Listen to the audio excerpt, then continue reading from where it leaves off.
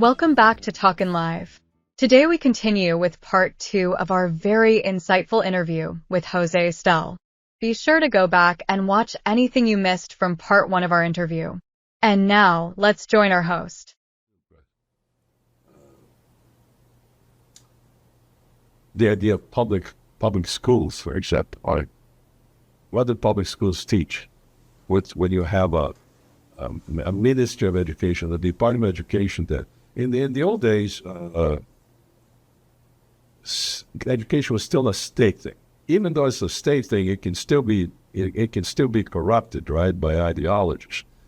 But Carter centralized it in Washington. So today we have to do everything that Washington says, including teaching kids in the schools that they're fascists if they don't agree to the idea of homosexuality or whatever, or the idea that you can become you're a child, but a boy, but you actually become a girl if you want, which is one of the things they preach, and you actually can be sanctioned nowadays for speaking against that or having let's say a state system of education that says that is wrong. We're not going to teach that. But that's going on.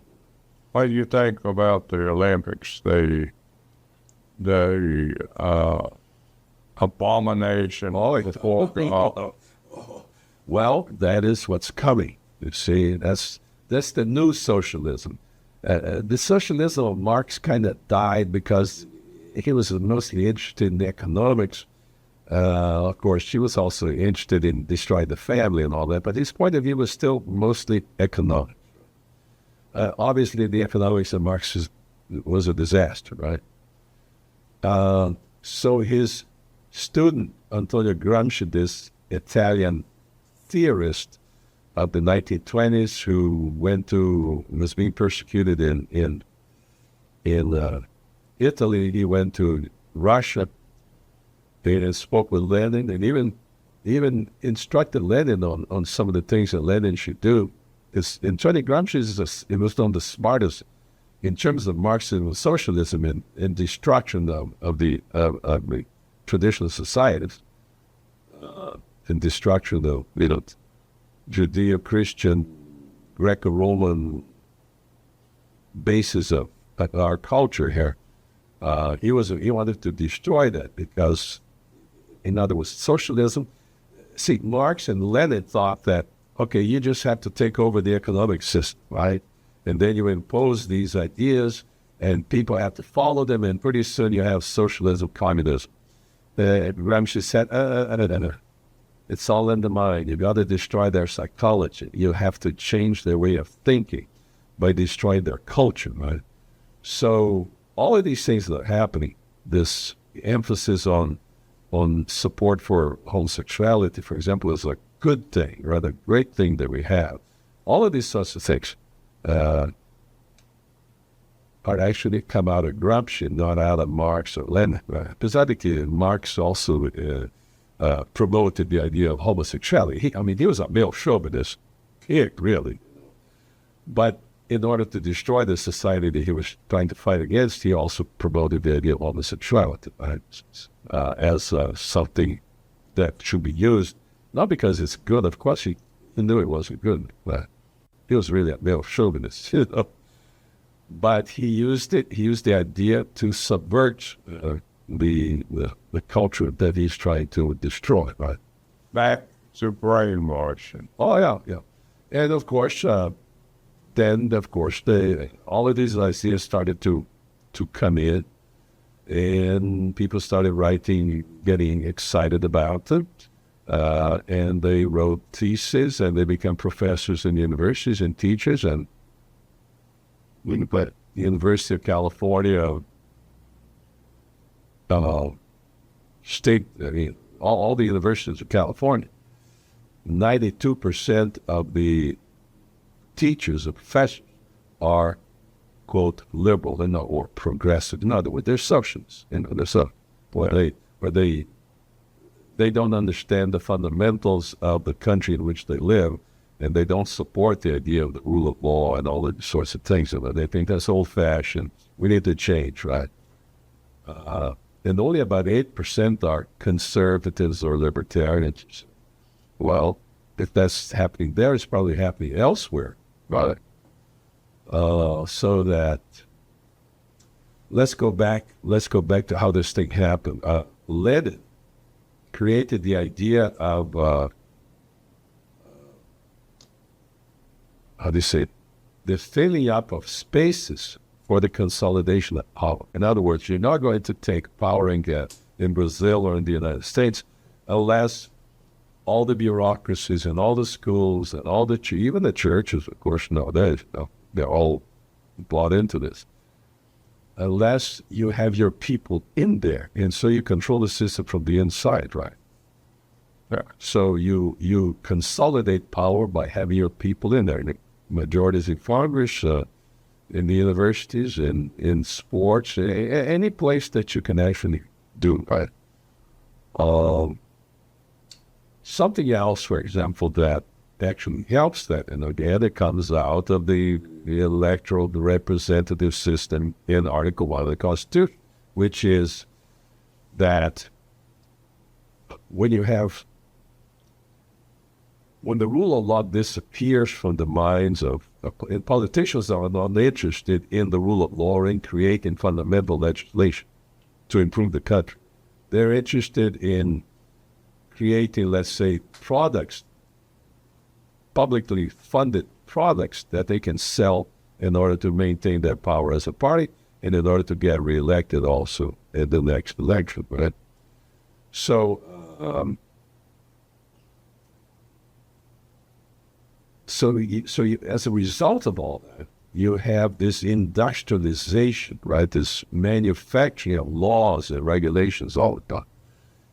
I'll give you an example. In 1978, I'm sure it's much worse today, but in 1978, the number of federal, never mind state, county, and city, right? Federal regulations,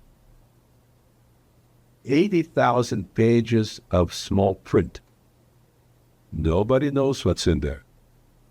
Part of it is just a, explicitation of whatever Congress has decided to do or voted on. But over there on page, 20,578 in paragraph 5, there's a little something there that the interest group that has connection with the department of this or department of that inserting in there to give themselves a favor, right? Yeah. How can a country live and survive by having 80,000 or 100,000 regulations just at the federal level? As I said, never mind state, county, and right?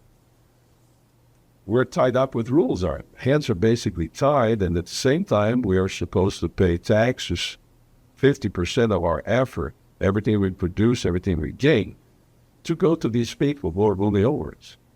And you think that you should, sing the national anthem and think that America is free? I think that we have to decide one of these days soon enough. We have to accept the idea that Americans are an oppressed people. So are the British, so are the French, so are the Italians. We are an oppressed people. Somebody is taking 50% of our effort and doing something with it. And it's not just, you have to understand that the tax and the inflation, what we call inflation is just a consequence of monetary inflation, the manipulations of the Federal Reserve System, right, in connection with the raising the debt ceiling, right, every year, right. This is all part of the inflationary process. This is all destroying what we produce. All right.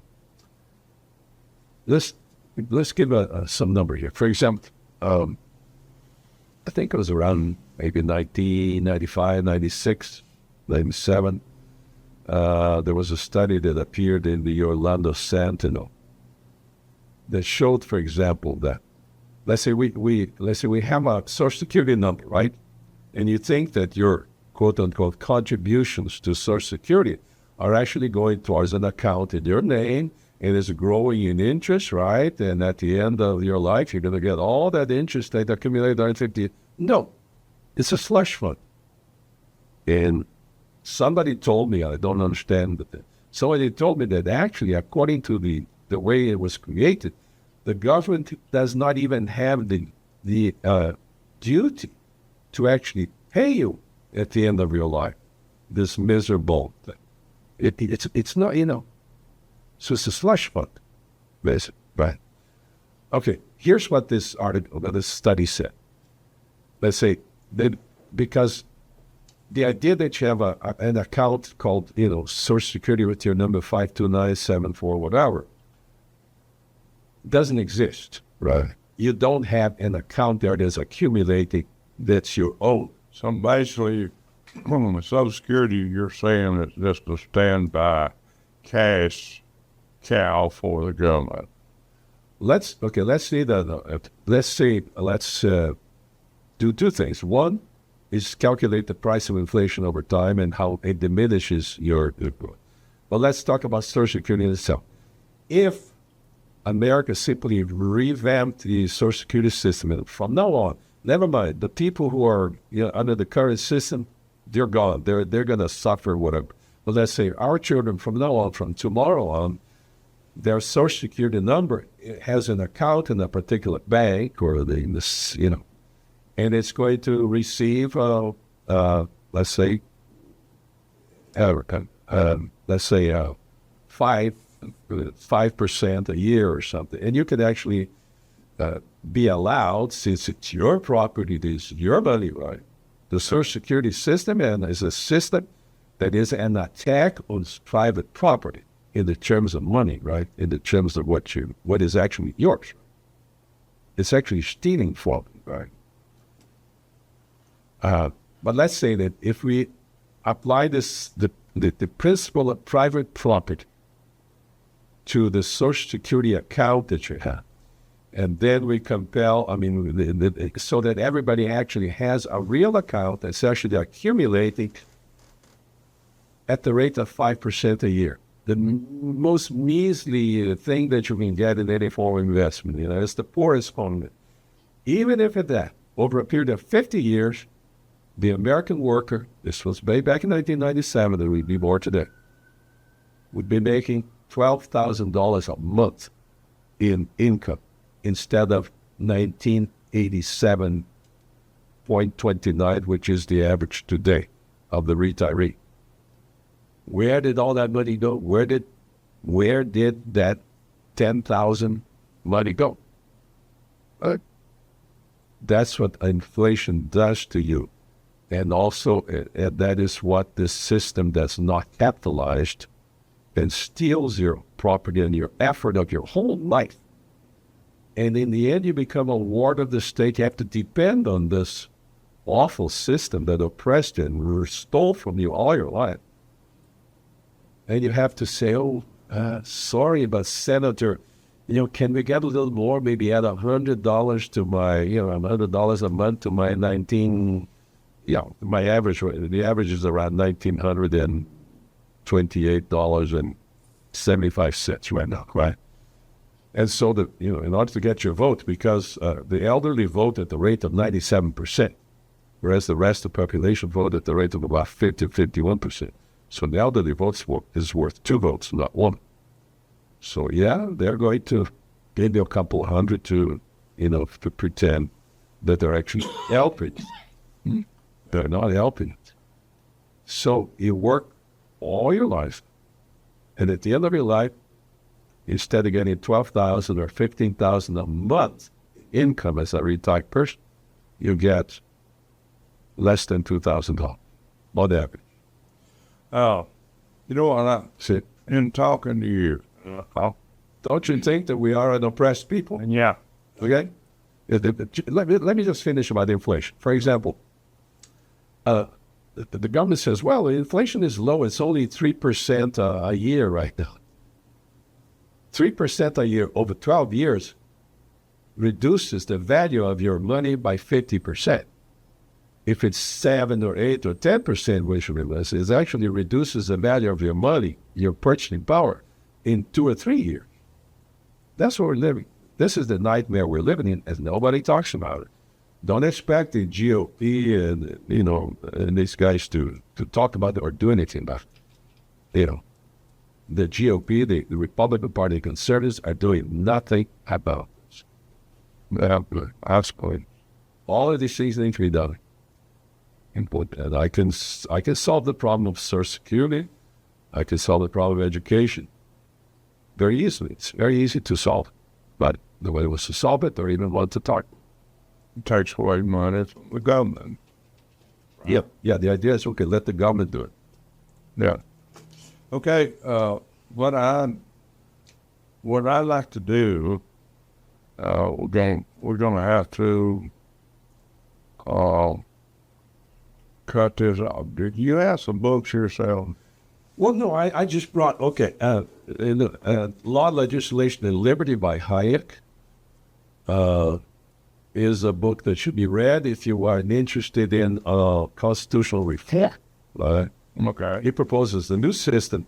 I even go beyond what he says and eliminate party-based elections, democracy altogether. You don't need that in order to form a government or run the ship of state. You don't need it.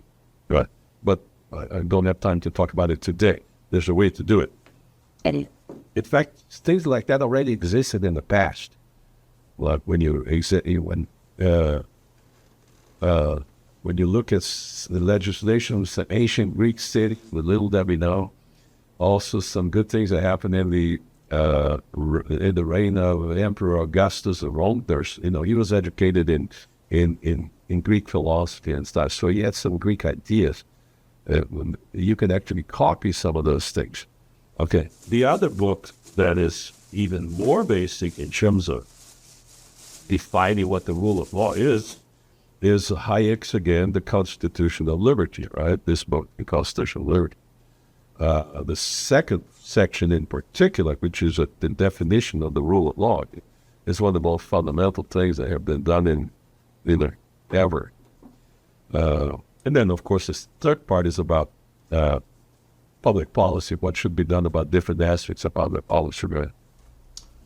Just here, this is my book called For a New Charter, A Message to the Brazilian Nation, which I wrote and published in 2022.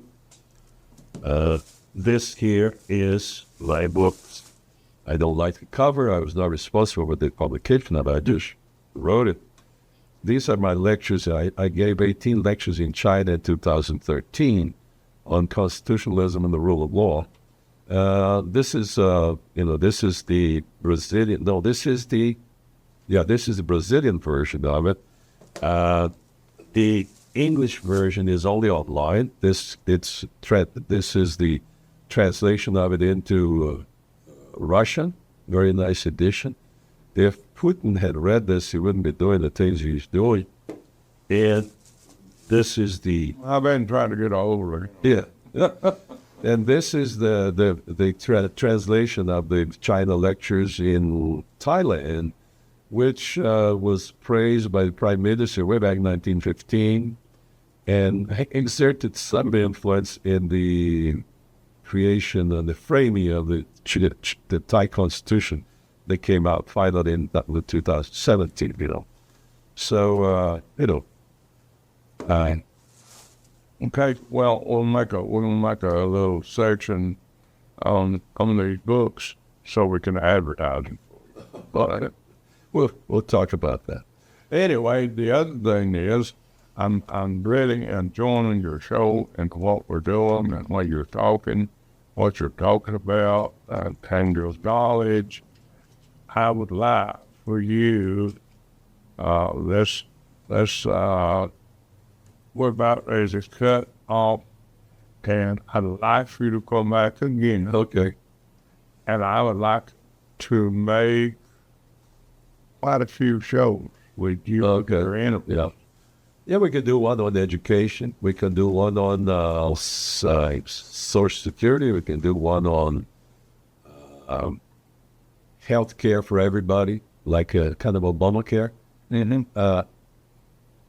If you use a particular system, not the way we have it, because the way we have it is done for you know, for partisan purposes to create a solid vote majority and so on and so forth.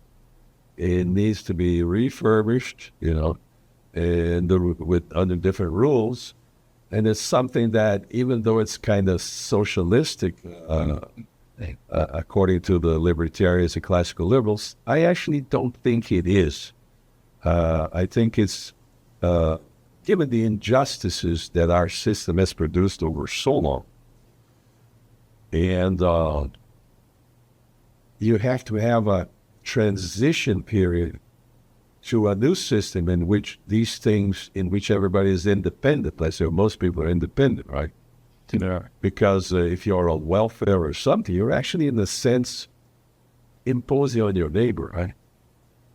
But why is this happening? Well, it's a problem of education. It's a problem of incentives. For example, China. In China, there's no safety net. There's no welfare. The result is that people are moving all the time, looking for a job. They finish one job here, they go over there. Everybody's just moving. The result is, of course, the economy is much more productive than ours, or seems to be anyway, because the energies of the people and their sense of responsibility, they call it family responsibility system. They got out of the old economy and the old system they had before, where it was all welfare with a little check at the end of the month. They got away from that because they thought it was destroying the very moral and psychological foundations of the people, right? When you become dependent like that on government, then you're not productive, you're not happy, you're not acting, you're not learning, you're not entrepreneurial, you're not finding new ways to do business or to run your life. And so they said, yeah, let's go back to the old traditional ways in which the family takes care of the family, right? There are people living in the streets. There are homeless people in China, right? Don't know for what reason, but they're there, right? But not to the extent that you have here in the United States, right? Well, our system has, like you said, it's been messed with too much. Yeah. There's one thing the conservatives keep insisting that we have to go back to the Constitution. Well, what Constitution are you going to go back to? Right?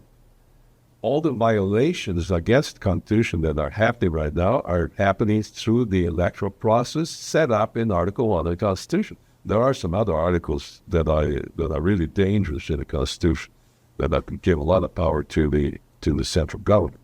I'm not surprised that the anti-federalists were horrified when the anti-federalists, when they read this, this Constitution, this thing that was destroyed in Philadelphia. They were horrified. They said, "Oh my God, we expelled a king. We're going to have a king again, right? Another kind of monarchy, right?"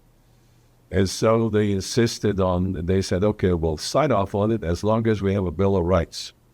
So in a sense, the Constitution of the United States today, in terms of freedom and social aspect, comes out of the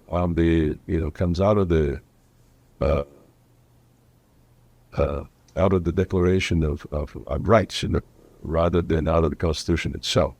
If we did not have that, we would have been gone socialist or communist or into some kind of a tyranny a long time ago. Of course, we are really basically in a disguised form of despotism here. But nobody notices, and they the idea of going back to the Constitution is not the solution. The solution is right here in this book, Constitutional Reform. A new way of doing business. And as I said, Hayek still allows a little bit of democracy in his system with the Senate being non-partisan. Not that senators are not partisan. Yeah. And they're more like the 9/11 Commission. Did you watch the 9/11 Commission where they're deciding what to do about 9/11? Yeah. Even though they were, senators or some retired senators or whatever, still partisan. Basically, they wrote a pretty good bunch of laws there and ways of solving the problem in the future. Guess what? Have they been made by our elected representatives? Must have no, because it's not in their interest to do that. They live off the suffering of the people, basically. Okay, so we're glad you tuned in. I'm looking at my engineer. We're glad you tuned in. We have a great guy here, and we intend to do more shows with him, and so we would like to continue. These shows will be played on our national channel, Channel 4, right after Saturday Night Live in Nashville, Tennessee. After the Olympics, we're not playing shows on the Olympics up in Nashville, but we are doing more and more. We're reaching out more, ain't we, Jeff, to other channels and become more popular and for more people to see. We bought tons of equipment to do just about anything we want to. And so we're going to have him back. Okay. And if he wants to come back, we will talk about all these different issues and in more detail. Yeah, I mean, we'll be talking here for 200 years. I mean, there's so many issues, and we appreciate him being here. And my information will be, his information will be put up on the show if you'd like to him do a speech from or else or something like that. But he's really knowledgeable, and that's what we need in this country is people like him to, Jose, to do stuff like this. Now, we have to start thinking in a new way, right? Do it. Yeah. Okay, so we'll be talking to you later, and thanks for tuning in to Talking Live. Thanks for joining us today. To watch this show again, be sure to visit talkinlive.com. We now have Roku and Amazon Fire TV channels for you to watch from your home TV. Or find more of our recent shows on most any of your favorite social media platforms. And don't forget to like and subscribe.